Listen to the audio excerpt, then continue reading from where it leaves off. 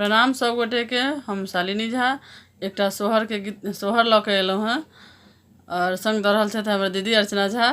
तो हमार कोशिश है जहाँ सबके बढ़िया लागत तो सुनू ये गीत और बेसी से बेसी जे छै से लाइक कमेंट और शेयर जरूर कर देबै, सब्सक्राइब जरूर करब। धन्यवाद।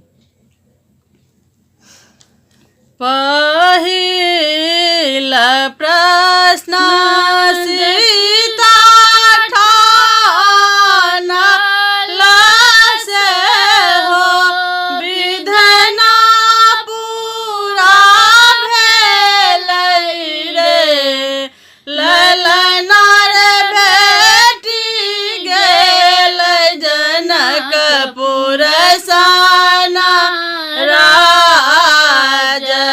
की माता सुनैना रानी रे, ललना रे बेटी गेलै जनकपुर साना राज की माँ।